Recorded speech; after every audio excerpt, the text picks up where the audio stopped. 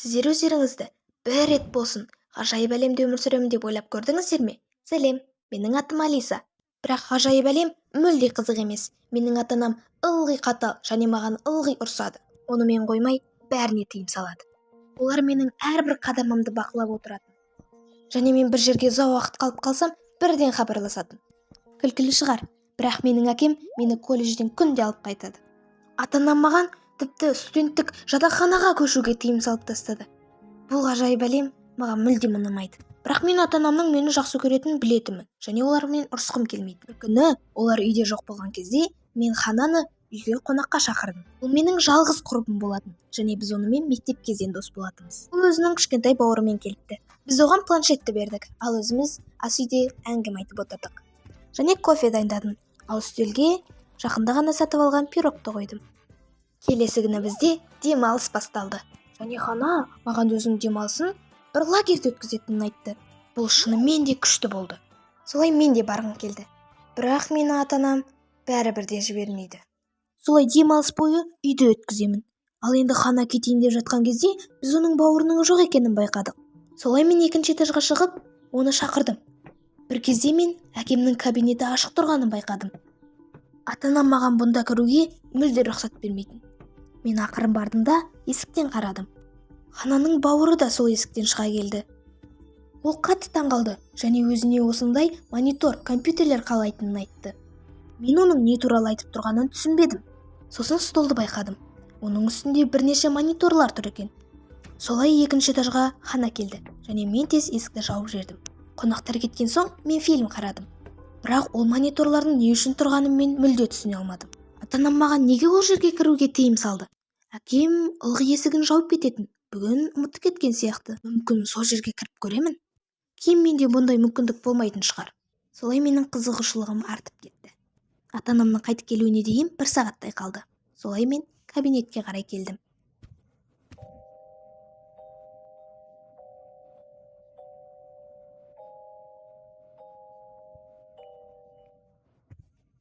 Үйдің сыртын қарауды түсіндім.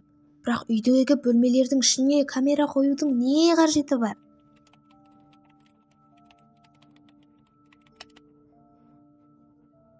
Компьютер құлыпталып тұрды, және мен оның паролін тез тауып алдым. Ол менің туған күнім болатын.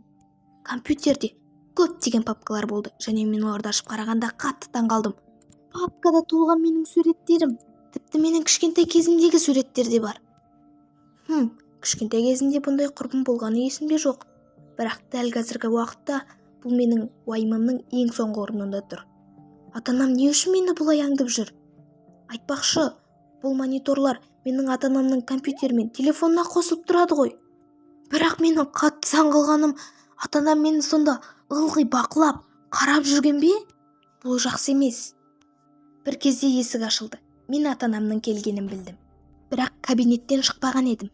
Бірақ олар бәрібір менің осында екенімді біледі. Олар бөлмеге кірген кезде түрлері кінәлі адамның түрі сияқты болды. Мен оларға түсіндіруін сұрадым. Олар мені қатты жақсы көретінін, мені қатты қорғағысы келетінін және мен үшін уайымдайтынын айтты. Маған ештеңе болмас үшін мені әрқашан камерамен бақылап отырады екен. Маған олардың сөздері өтірік сияқты көрінді, және мен қатты ашуланып кеттім де оларға айғай салдым және өзімнің ренішімді білдірдім. Олар жай ғана бір-бірлеріне қарап тұрды, және олардың басқа айтатыны жоқ екенін түсіндім де бөлмеме қарай кетіп қалдым. Содан кейін бөлмемдегі кішкентай камераларды сындырдым да қоқысқа лақтырып тастадым. Мен бұның жалғасуына жол бермеймін. Мен онсыз да осы уақытқа дейін шыдап келдім. Солай түнде бірдеңені өзгерту керек екенін түсіндім. Таңертең сөмкеме ең керекті деген заттарды алдым да үйден тып-тыныш қана кетіп қалдым. Және телефонымды да өшіріп тастадым. Құдай білет, телефонмен де мені бақылап отыратын шығар. Bir кезде маған біреу қарап тұрған сияқты сезім болды. Мен бірден артыма қарадым, бірақ күдікті ешкімді байқамадым. Мүмкін ата-анам менің кетіп қалғанымды байқап қойған шығар. Солай мен маған жай ғана елестегенін түсіндім. Мен бірден Хананың үйіне келдім, және оған болған жағдайдың барлығын түсіндіріп бердім. Және оған мені өзімен бірге лагерге алып кетуін сұрадым. Ол маған әрқашан көмектесетінін айтты, бірақ лагерде бос орын қалмапты. Бірақ Хананың апайы сол жерде асханашы болып жұмыс істейді екен. Солай ол кісінің көмегі арқылы мен жұмысқа тұра аламын. Бұл тіптен жақсы болды. Ақша маған артықшылық етпейді. Және Хана өзінің апайына звондады да шешіп берді. Мені лагерьге жұмысқа алды. Мен түнімен дұрыс ұйықтай алмадым. Әрбір нәрсеге елеңдей бердім. Мен ата-анам мені тауып алады деп қорықтым. Бірақ таңертеңмен біз лагерьге кеттік. Ол тауда орналасқан екен. Ал жанында өзен бар екен. Бұл өте әдемі жер болды. Хана мені бірден өзінің апайымен таныстырды. Шынымен ол кісі өте жас екен. Ал мен болсам ол кісіні мүлде басқаша елестеткенмін. Анджела өте әдемі киініп алған екен. Және ода өте көп татуировкалар болды. Ол мені бірден жұмысқа барды және менің немен айналысу керек екенімді түсіндірді. Маған чай және кофе дайындау керек болды. Қонақтарға сусын беру және асханаға көмектесу керек болды. Мен бұл жұмыстардың барлығын істей алатынмын. Тауда интернет желісі мүлдем болмайтын. Және бұл плюс болды. Мен өзімнің телефонымды қоспадым. Және ескі телефонды қолдандым. Маған оны Анджела берген болды. Айтпақшы, біз Анджела екеуміз бірден ортақ тема тауып алдық. Ол өзінің сыртқы келбетіне қарамастан өте сүйкімді. Ол өзінің осы тауда жүріп немен айналысқанын айтты. Ол тіпті парашютпен ұшып көрген екен. Бұл маған өте керемет естілді. Сонда мен осы уақытқа дейін қалай қызықсыз өмір сүргенмін? Көптеген уақытымды босқа өткіздім. Оның барлығына менің ата-анам кінәлі. Демалыс уақытында біз достарымызбен жүрдік және көптеген ойындар ойнадық. Түнде орманда отырдық, немесе кештерге бардық. Басында ата-ананың қарауынсыз өмір маған біртүрлі көрінді. Бірақ мен тез үйреніп кеттім. Көп адамдармен араласа бастадым. Тіпті жігіт те тауып алдым. Ата-анам болса, маған бірден айғайлаушы еді. Егер де мен жігітпен жүргенімді білсе. Және лагерьге жаңа жұмысшылар келді. Олардың аты Джонсон және Джет. Оның біреуі аниматор, біреуі аспазшы болып жұмыс жасады. Мен оларға асханаға көмектестім. Джет екеуміз бірден керемет араласып кеттік. Ол өте керемет екен. Ал менің ойымша, ол Анджелаға ұнамай қалды. Бір кезде апельсинмен бірдеңе дайындап жатыр едім, жаныма Гвен келді де бірдеңе сұрады. Ол маған Джет екеуінің қызы бар екенін айтты және қыздарын ұзақ уақыт бойы көрмепті. Қыздары жақын арада келеді екен және олар оған сыйлық сыйлағысы келеді. Сол үшін мен олармен бірге баруымды сұрады. Лагерьден қатты алыс емес жерде магазин болатын және біз соған бармақ болдық. Мен ол жерде мүлдем болған емеспін және ұзақ уақыт бойы соған барғым келіп жүреді. Сол себепті бірден келістім. Оның үстіне бүгін маған демалыс болатын. Солай кетпес бұрын Анджелаға кететінімді айттым. Ол менің олармен бірге баратыныма қатты таңғалды және менің байқап жүруімді сұрады. Ал мен оған жай ғана олардың жақсы адам екенін айттым. Анджела екеуміздің ойымыз әрқашан бір жерден шығатын. Бірақ бұл жолы олай болмады. Біз қалаға дейін қатты музыкамен және Джеттің күлкілі әңгімелерімен бардық. Біздің көңіл күйіміз өте керемет болатын. Бұл қаладағы сауда-саттық үйлері өте кішкентай болатын. Бірақ біз ол жерлерді өте ұзақ қарадық. Джет өзінің қызына көптеген сыйлықтар алды. Наушник, PlayStation, ойыншық және бір блокнот. Мен олардың ақшасы бұған қалай жететініне қатты таңғалдым. Егер олар бай болса, неге жазғы лагерьде жұмыс істеп жүр? Одан кейін біз киім алуға келдік. Мен шорты, топ және көйлектер киіп көрдім. Джонсон барлық киімдерді қарады және барлығын ақшасына қарамастан ала салды. Бір кезде Анджеланың сөзі ойыма түсті. Бұл пара шынымен де біртүрлі көрінеді екен. Неге олар маған біртүрлі қарайды? Әлде мен оларға қызын қатты естеріне түсіремін бе? Шоппингтен кейін мен қатты шаршадым. Одан да 100 шыны кофе дайындағаным артық еді. Джефф киімдерді төліп жатқан кезде оның әйелі барып балмұздақ алып келіпті. Мен киімімді ауыстырып алдым.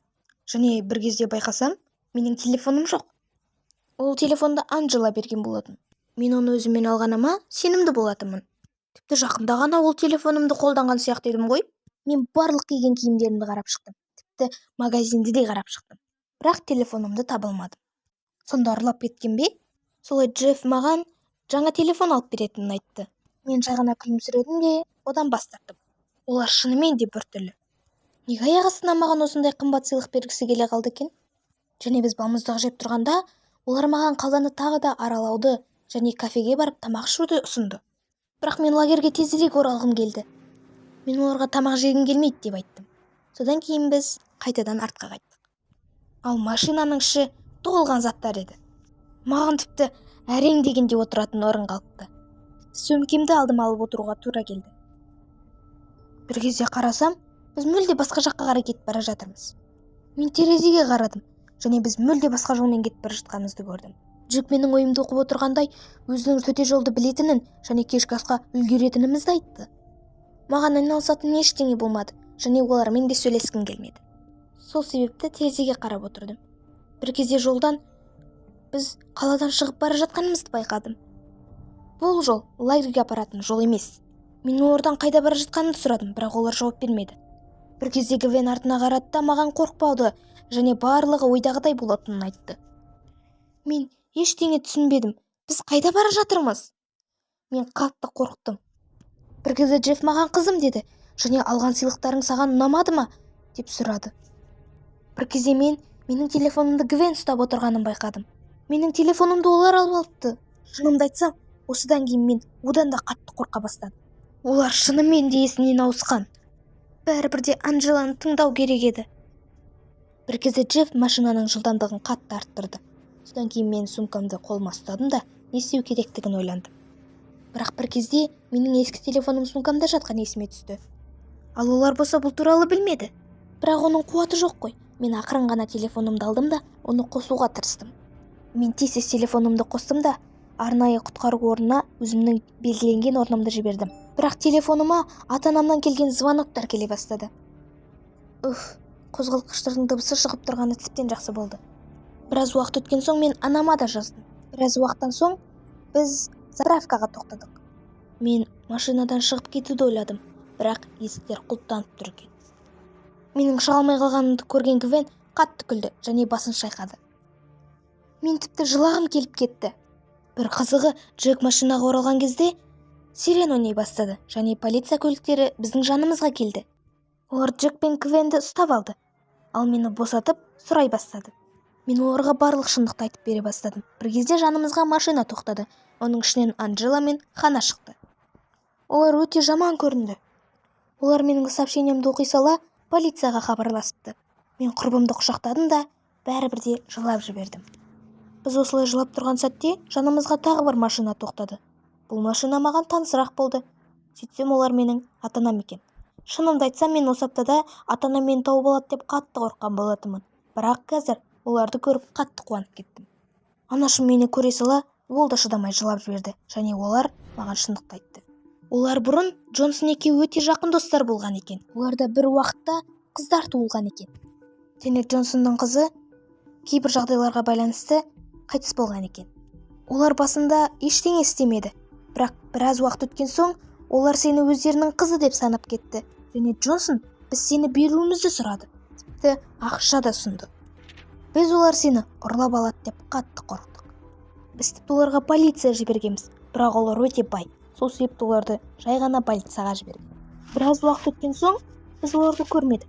Бірақ одан кейін олар тағы да сені сұрай бастады.